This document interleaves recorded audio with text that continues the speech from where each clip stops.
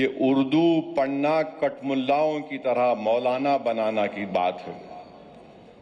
Scientist नहीं बनते। फराह गोरखपुरी गोरखपुर के शायर थे, उर्दू के बहुत बड़े शायर थे। अब ये जो आर्ग्यूमेंट इनका आरएसएस का है कि नहीं ये बाहर से आए, तुम भी बाहर से आए।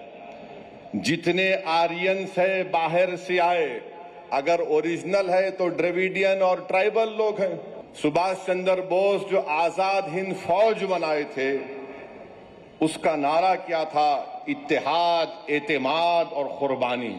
अभी आज से थोड़े दिन पहले उत्तर प्रदेश के चीफ मिनिस्टर ने उत्तर प्रदेश की असेंबली में ये कहा कि उर्दू पढ़ना कटमुल्लाओं की तरह मौलाना बनाना की बात है। साइंटिस्ट नहीं बनते।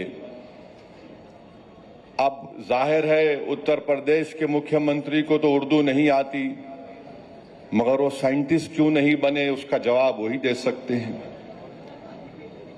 उत्तर प्रदेश के मुख्यमंत्री ने कहा कि उर्दू पढ़ने से कटमुल्ले बनते हैं। अब उत्तर प्रदेश के मुख्यमंत्री के जो बुजुर्ग थे या जिस आइडियोलॉजी से वो आती हैं, उनके किसी भी शख्स ने इस मुल्क की आजादी में हिस्सा नहीं लिया। ये गोरखपुर से आती हैं और उसी गोरखपुर से रघुपति साहेब फराह भी आते हैं। फराह गोरखपुरी उर्दू का एक बहुत बड़ा शायर था, मुसलमान नहीं था। अगर शायद असेंबली में कोई उठ के बोल देता मुख्यमंत्री को, तो मुख्यमंत्री बोलते नहीं नहीं उन्हें भी कटमुल्ला है। तो ये इनके ये इंटेलेक्चुअल कैपेसिटी है इनकी। फराह गोरखपुरी गोरखपुर के शायर थे, उर्दू के बहुत बड़े शायर थे।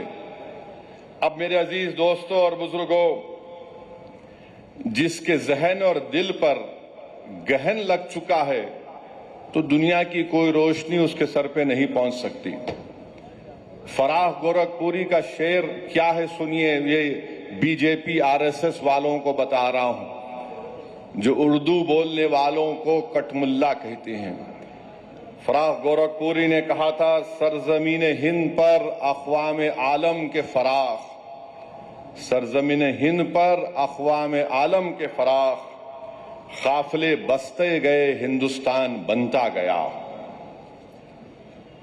सरजमीन हिंद पर अक़वाम आलम यानी नेशंस आए इस देश में, बसते गए हिंदुस्तान बना।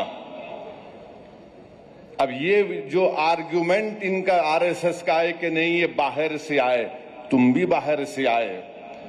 जितने आर्यंस है बाहर से आए, अगर ओरिजिनल है तो द्रविडियन और ट्राइबल लोग हैं। फराह गोरखपुरी ने सच्चाई को बयान कर दिया। अब इनको नफरत इतनी उर्दू से है कि इनको शायद ये भी नहीं मालूम होगा कि हसरत मोहानी ने कलकत्ता में अंग्रेज लीडर कौन था, मॉन्टेग्यू के खिलाफ हसरत मोहानी ने नारा लगाया था। क्या नारा लगाया था? इनकलाब जिंदाबाद, इनकलाब जिंदाबाद। अब शायद इनको यह भी नहीं मालूम होगा कि सुभाष चंद्र बोस, नरेंद्र मोदी उनका स्टैचू लगाए दिल्ली में। अब नरेंद्र मोदी इनको छोड़ दिए, तुम जरा ये बोलते रहो। सुभाष चंद्र बोस जो आजाद हिंद फौज बनाए थे, उसका नारा क्या था? इत्तेहाद, एतेमाद और कुर्बानी। इत्तेहाद, एतेमाद और कुर्बानी नारा था सुभाष चंद्र बोस का, नेताजी सुभाष चंद्र बोस का। इस हैदराबाद से वजीर सुल्तान एक मशहूर फैमिली थी, उनके एक खानदान के फर्द नेताजी के साथ चले गए भारत छोड़ के। इसी मुल्क में हैदराबाद के सफरानी साहब थे, नेताजी के साथ चले गए। ये नहीं मालूम शायद मुख्यमंत्री को, तो यहां हैदराबाद से हम मुख्यमंत्री को ज्ञान दे रहे।